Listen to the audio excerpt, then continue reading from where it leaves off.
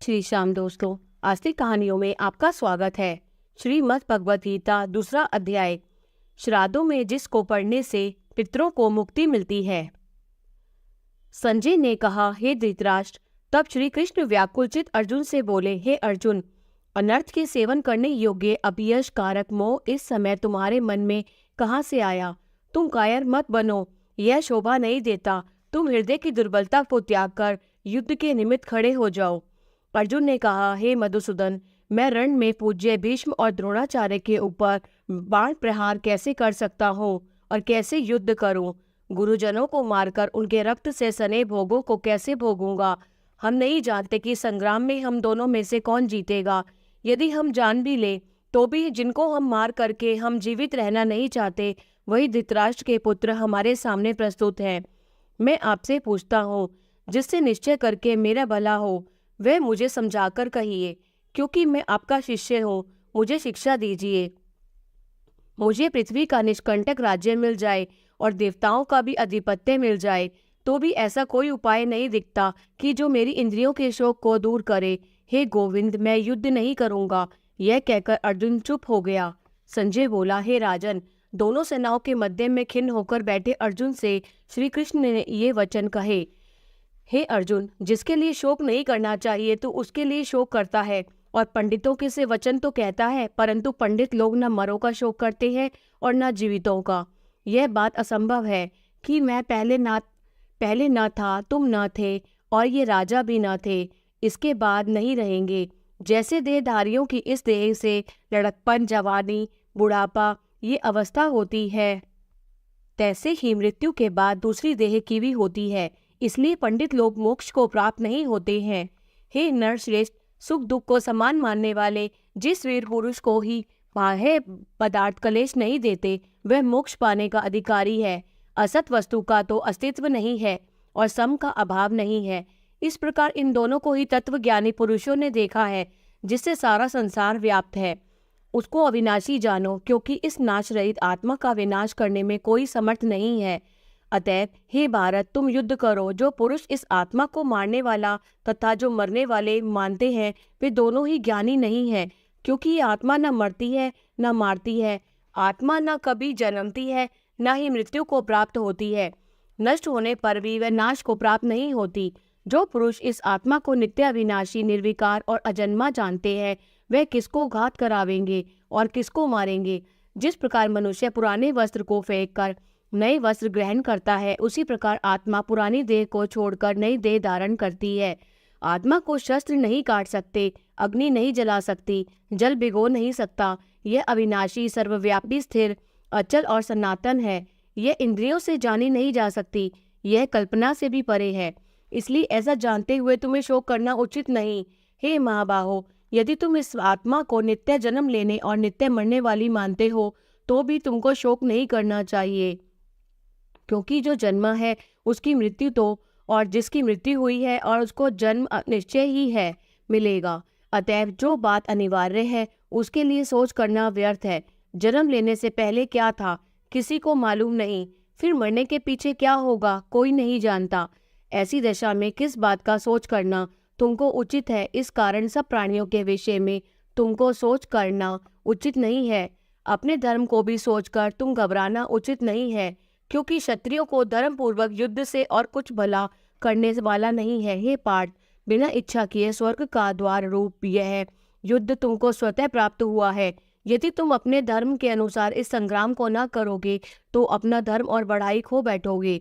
सब लोग सदा तुम्हारी अपकीर्ति करेंगे, और प्रतिष्ठा वाले पुरुषों के लिए अपयश का होना मृत्यु से भी बढ़कर है। ये महारथी समझेंगे कि अर्जुन डरकर संग्राम से हट गया, और अब तक जो लोग तुम्हारा मान करते थे वे अपयश करने लगेंगे। शत्रु लोग तुम्हारे पराक्रम की निंदा करते हुए अनेक प्रकार के दुर्वचन कहें। इससे बढ़कर दुख तुमको और क्या होगा? यदि तुम नष्ट हो भी जाओ तो स्वर्ग का सुख भोगोगे, और जीतने पर पृथ्वी तल पर राज्य करोगे। इसलिए युद्ध के निमित्त दृढ़ प्रतिज्ञ होकर खड़े हो जाओ। सुख दुख, लाभ हानि, जय पराजय, इनको समान समझकर लड़ने के लिए तैयार हो। ऐसा करने से तुम पाप को प्राप्त नहीं होगे। हे पार्थ, यह ज्ञानोपदेश ज्ञान योग के विषय में मैं तुमको कहता हूँ। अब निष्काम कर्मयोग के विषय में सुन। जिस ज्ञान को पाकर कर्म बंधन से तेरी मुक्ति होगी। कर्म योग मार्ग एक बार प्रारंभ किए बिना कर्म का नाश नहीं होता और विघ्न पड़ने पर भी शुभ फल होता है, और इस कर्म का केवल प्रारंभ ही संसार के भय से छुड़ाकर पूर्ण ब्रह्म प्राप्त कराता है। निश्चय करने वाली बुद्धि इस निष्काम कर्म में एक ही है, और कामना वाले पुरुषों की बुद्धि एकाग्र नहीं रहती, उनकी शाखा प्रशाखाएं होती हैं। ऐसी दशा में मनुष्य संदेह में रह जाता है। हे अर्जुन, अज्ञानी उस पुष्पिता वाणी को ही स्वर्ग सुख से बढ़कर कुछ नहीं समझते। स्वर्ग सुख को ही जो उत्तम पुरुषार्थ समझते हैं, उनकी कामनाओं से चित्त व्याकुल होने के कारण निश्चयात्मक बुद्धि से मोक्ष साधन को नहीं उत्पन्न होती, कारण कि उनका चित्त भोगादि में सदैव निमग्न रहता है। जिन मनुष्यों का चित्त इस प्रकार मोह लिप्त है और जिनकी आसक्ति भोग विलास और ऐश्वर्य में है, ऐसे पुरुषों के अंतःकरण में निश्चयात्मक बुद्धि नहीं होती है। हे अर्जुन, वेद त्रिगुणात्मक है, तुम निष्काम हो जाओ। सुख दुख को सम्मान जानकर नित्य योग क्षेम आदि स्वार्थों में न पड़कर धीरजवान और आत्मनिष्ठ हो जाओ। जैसे छोटे छोटे अनेक जलाशयों में मनुष्य का कार्य सिद्ध नहीं होता है, बड़े जलाशयों से वे सब प्रयोजन अनायास ही सिद्ध हो जाते हैं, उस तरह संपूर्ण वेदों में कहा हुआ काम कर्मों का फल ब्रह्म में भक्ति रखने वाले मनुष्य को सहज ही में प्राप्त होता है।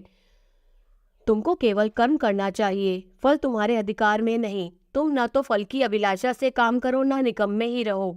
फल की आशा त्याग कर कार्य की सफलता को सम्मान मानकर तुम योगस्थ होकर कर्म करो। यही कर्म ज्ञान योग है। इस बुद्धि योग सहित कर्म से अन्य कर्म अत्यंत हीन है। इसलिए तुम बुद्धि योग का आश्रय ग्रहण करो। फल की इच्छा रखने वाले निकृष्ट होते हैं। निष्काम करने वाले पुरुष ईश्वर कृपा से इसी संसार में सुकृत तथा दुष्कृत इन दोनों का ही त्याग कर देता है। इसलिए तुम निष्काम कर्म में प्रवृत्त हो जाओ। कर्म फल को त्याग कर ही बुद्धि युक्त ज्ञानी पुरुष जन्म बंधन से हटकर मोक्ष को प्राप्त होते हैं। जब तुम्हारी बुद्धि मोह वन के बाहर निकल जाएगी, तब तुम्हारा मन आगे सुनने वाली तथा हुई बातों से विरक्त हो जाएगा। अनेक श्रुति स्मृतियों के वचनों को सुनने से तुम्हारी बुद्धि भ्रमित हो गई है। जिस समय वह निश्चल होकर आत्मा में स्थित होगी, तभी तुमको तत्व ज्ञान प्राप्त होगा। अर्जुन ने पूछा, हे केशव, आत्म स्वरूप में निश्चल बुद्धि वाला किसको कहा है? उसके लक्षण क्या है? श्री कृष्ण जी बोले, हे अर्जुन, जो महापुरुष मन की सब कामनाओं को त्याग देता है और अपने आप में ही प्रसन्न रहता है, उसको निश्चल बुद्धि कहते हैं। दुख में किसके मन को खेद नहीं होता और सुख में किसको आसक्ति नहीं होती, और प्रीति भय क्रोध जिसके जाते रहते हैं, वह महात्मा स्थिर बुद्धि वाला मुनि कहलाता है। जो शुभ पदार्थ प्राप्त होने से हर्ष नहीं करता, अशुभ से अप्रसन्न नहीं होता, उसी को स्थिर बुद्धि जानना चाहिए। और कछुआ जैसे अपने अंगों को सिकोड़ लेता है, उसी तरह जो पुरुष अपनी इंद्रियों को विषयों से हटाता है, उसी की बुद्धि स्थिर जाननी चाहिए। निराहारी पुरुष के विषय घट जाते हैं, परंतु विषयों में उसकी चाह बनी रहती है। परम ब्रह्म का अनुभव होने पर चाह भी घट जाती है। हे अर्जुन, मोक्ष में प्रत्यक्ष करने वाले विद्वान व्यक्ति को भी प्रबल इंद्रिय बलात्कार से उसके मन को जीत लेती है। इसलिए सब इंद्रियों को विषयों से रोक मेरे विषय में तत्पर हो जावे। जिसने इंद्रियों को वश में कर लिया है, उसी की बुद्धि निश्चल है। जो पुरुष विषयों के ध्यान में रहता है, उसकी प्राप्ति हो जाती है। प्राप्ति होने से कामना होती है। इच्छा के पूर्ण न होने से क्रोध की उत्पत्ति होती है। क्रोध से अविवेक होता है और अविवेक से स्मरण शक्ति नष्ट हो जाती है। स्मरण शक्ति के नाश होने से बुद्धि क्षय होती है। जिसकी बुद्धि का नाश हुआ, वह विनाश को प्राप्त होता है। जो पुरुष राग द्वेष से रहित हो, अपने मन को वश में रखता है, वह शांति को प्राप्त होता है। शांति मिलने पर सब दुखों का नाश हो जाता है। प्रसन्नचित्त वाले की बुद्धि निश्चल होती है। जो पुरुष योग युक्त नहीं है, उसकी निश्चल बुद्धि उत्पन्न नहीं होती। ईश्वर में भावना नहीं होती। भावना के न होने से शांति प्राप्त नहीं होती। अशांत को सुख कहाँ से मिलेगा? जैसे वायु नाव को जल में खींच ले जाती है, उसी प्रकार इंद्रियां उस पुरुष की बुद्धि का नाश कर देती हैं, जिसका मन विषय सिद्धि से इंद्रियों के पीछे लग जाता है। इस कारण हे महाबाहो, जिसने इंद्रियों को विषयों से सर्वथा रोक रखा है, उसकी बुद्धि स्थिर है। जो सब प्राणियों की रात है, उसी में ही संयमी जागता रहता है, और प्राणी मात्र जिस समय जागते हैं, मुनिजनों की वह रात्रि है। जल से भरे समुद्र में और नदियों का जल भरने पर भी वह अपनी मर्यादा पर रहता है। उसी प्रकार जिस पुरुष में इच्छा के न रहने पर भी सब विषय भोग प्रवेश करते हैं, उसी को शांति मिलती है। विषयों की इच्छा करने वाले को शांति नहीं मिलती। जो सब कामनाओं को छोड़कर तथा इच्छा रहित विचरता है और ममता अहंकार जिसमें नहीं है, वह शांति को प्राप्त होता है। हे पार्थ, ब्रह्म स्थिति यही है। ऐसी स्थिति मिल जाने पर प्राणी फिर मोह में नहीं फंसता और अंत समय में निर्वाण ब्रह्म को प्राप्त होता है। जय श्री कृष्ण। नारायण जी बोले, हे लक्ष्मी, दक्षिण देश में एक पूर्ण नाम का नगर था। वह एक देश सुशर्मा धनवान रहता था। वह साधु सेवा करता था। जब संत सेवा करते हुए बहुत दिन बीत गए, तब एक बाल नामक ब्रह्मचारी आया। उसकी सेवा बहुत करी और विनय करी, हे संत जी, मुझे कृपा कर श्री नारायण के पाने का ज्ञानोपदेश करो, जिससे मेरे जीवन का कल्याण और मुक्ति होवे। तब ब्रह्मचारी ने कहा, मैं तुझे गीता जी के दूसरे अध्याय का पाठ सुनाता हूँ। उसके सुनने से तेरा कल्याण होगा, तू श्रवण कर। एक अयाली वन में बकरियां चराता था और वहां मैं भजन करता था। एक दिन रात के समय अयाली बकरियां लेकर घर को चला। मार्ग में एक सिंह बैठा था। एक बकरी सबसे आगे चली आती देखकर शेर भाग गया। तब अयाली ये आश्चर्य देखकर बड़ा चकित हुआ और मैं वहां आ खड़ा हुआ। उस चरवाहे ने मुझे कहा, मैंने ये आश्चर्य देखा कि बकरी को देख शेर डर से भाग गया। तुम त्रिकालज्ञ हो, वह वृतांत मुझे क्या सुनाओ। संत ने कहा, हे अयाली, मैं तुझे एक पिछली वार्ता सुनाता हूँ। यह बकरी पिछले जन्म में डायन थी। जब इसका पति मर गया तब यह बड़ी डायन हो गई। जिस सुंदर लड़के को देखे खा लेवे। और यह शेर पिछले जन्म में फंदक था। वह पक्षी पकड़कर वन को गया और डायन भी वन को गई। वहां डायन ने उस फंदक को खा लिया। अब वही फंदक शेर हुआ और वह डायन बकरी हुई। शेर को पिछले जन्म की खबर है, इसलिए बकरी को देखकर शेर ने जाना कि अब भी तुझे खाने आई है। अब अयाली ने कहा, मैं पिछले जन्म में कौन था। तब संत ने कहा, तू पिछले जन्म में चांडाल था। अयाली ने कहा, हे ब्रह्मचारी जी, कोई ऐसा उपाय भी है जिससे हम तीनों ही इस अधम देश से छूटे। तब संत जी ने कहा, हम तुम तीनों का उद्धार करते हैं। ये कह संत जी ने गीता जी के अक्षर सुनाए।